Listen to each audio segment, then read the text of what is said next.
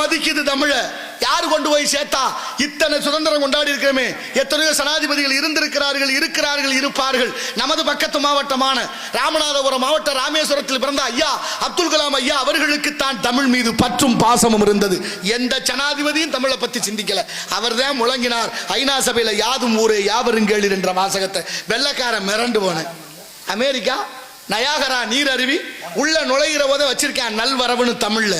இங்க இருந்து போன தமிழர் கேட்கிறாரு, நீங்க வல்லாதிக்க நாடுகளில் ஒன்றான அமெரிக்கா, ஓ நாட்டில் எதுக்கு தமிழ்ல வச்ச, உங்க மொழியே வேறதானேன்னு கேட்க அவர் சொல்றாரு வெள்ளக்காரரு, உலகத்திலே உயர்ந்த நதி நயாகரா, உலகத்திலே உயர்ந்த நதி நயாகரா, உலகத்துக்கே மூத்த மொழி தமிழ், உலகத்துக்கே மூத்த மொழி தமிழும் உலகத்திலே உயர்ந்த நதி நயாகராவும் ஒன்றிருந்தால் சிறப்பு என்று எங்களுக்கு தோணுச்சு. அதான்டா தமிழ்ல பேர் வச்சோம்னா அதான் சொல்றேன்.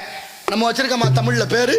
தமிழ்ல பேர் வச்சிருக்கோமா? யாசிகா, அபர்ணா, பிருத்திகா, தர்ஷினி, மகிஷா, சர்மா, குர்மா, வர்மான்னு பேர் வச்சுட்டோம்.